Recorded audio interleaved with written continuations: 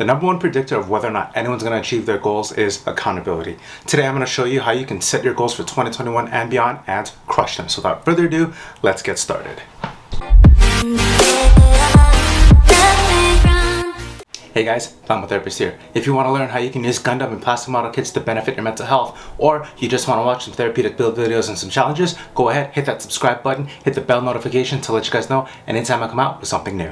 With the new year on the horizon, many of us are wondering what our resolutions are going to be this year. Whether we're making overhauls or big changes to our lives, or just some small ones here and there, the number one predictor of success is accountability. So how do we hold ourselves accountable when we make these resolutions? I'm sure like me, many of you have made resolutions such as, I'm going to get better grades, or I'm going to lose weight and stay healthy. While these ideals are great, they lack a lot of guidance that we need to make sure we get to our goals, and there's no real clear way to monitor how we get there. Furthermore, there's no real urgency to get started on that goal, and there's no way for us to really know if we've met that goal in the end. In essence, these goals aren't bad, they just need a little bit of clarity in order to make them from dreams into reality. There are 5 components when you want to set yourself up for success, and that's why they're called SMART goals. SMART is the acronym we use when we want to remember the 5 components of a good goal.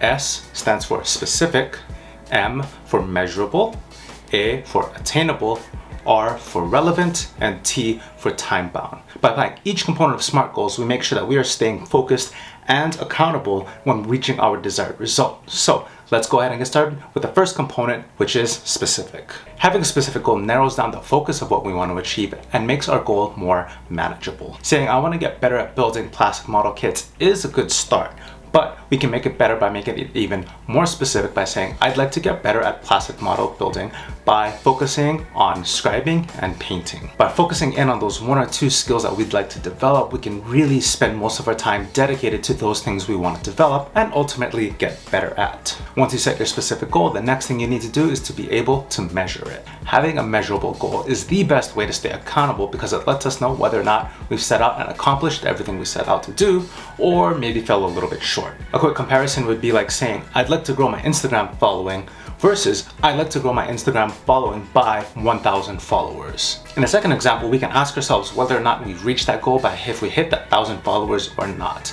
In the first example, we can't really tell ourselves if we've met that goal as far as the following grows because we could say we've hit 1 follower and call it quits, saying that's good enough. So now that we know we need to measure our goal, let's set ourselves up with a goal that we can actually meet, which is our third component, attainable. Setting yourself up with an attainable goal means setting yourself up with a goal you can actually achieve. If you don't set yourself up with an attainable goal, you're setting yourself up for failure. A quick example of this would be like saying, I want to build a model kit every month for the whole year of 2021 versus I want to build a model kit every day for the whole year of 2021. That's comparing 12 model kits to 365 model kits. I don't have the funds for 365 model kits, but 12 is a little bit more financially available for me. Ultimately, you're the only one that's going to know whether or not a goal is attainable for you. If you're not sure whether a goal is attainable or not, I'd say challenge yourself and try to make it a little bit challenging for you. Ultimately, we're going to grow when we have challenges within our hobby, and so if you want to know more about how you can challenge yourself in the hobby, I'm going to leave a link up to a video in the corner where I challenge myself to build a Gundam without using the manual.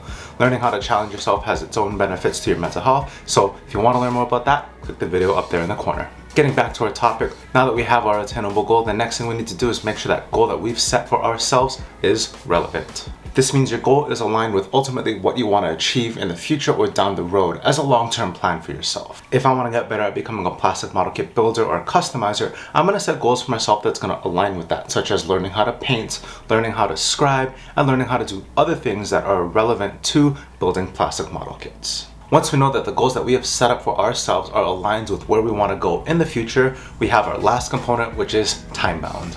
Before we get to the final component of a SMART goal, guys, if you've appreciated everything that I have so far, go ahead, leave a like. It lets me know you guys are finding value in the content that I'm producing. If you haven't done so already and you want to stay up to date on all the videos I have coming out in the future, go ahead, hit that subscribe button and the bell notification to stay up to date on everything that I have coming out in the future. Stay tuned after our final component for a bonus tip on how you can stay up to date and on top of your SMART goals so you can crush them for 2021 and beyond. So the fifth and final component of a SMART goal is time bound. Setting time restrictions on our goals helps us to stay accountable and get our goals done in a relatively appropriate amount of time that we deem for ourselves. Without time restrictions on our goals, ultimately what we end up doing is putting off our goals and never actually getting around to starting them. On top of that, time restrictions helps us to make sure that we are measuring our growth, making sure that the things that we're doing are on track, whether we're going too slow or maybe we're going faster than we expected, and we can update our goals to make them more challenging. So there you have it, guys. 5 components of a SMART goal to make sure you crush your resolutions for 2021 and beyond. Bonus tip, once you have your SMART goal all set and ready to go, be sure to write it down and put it everywhere. Put it on your phone, put it in your car, your backpack, anywhere where you can get to it quickly. By being able to refer back to your SMART goals frequently, we're able to make sure that the things that we're doing are aligned with the goal we've set for ourselves. So there you have it, guys, 5 components and a bonus tip on how you can set your goals for 2021 and beyond and crush them. Thank you guys so much for joining me today. I hope you found some value in this video. Remember, take care of yourselves, take care of the people around you, and I'll see you in the next one.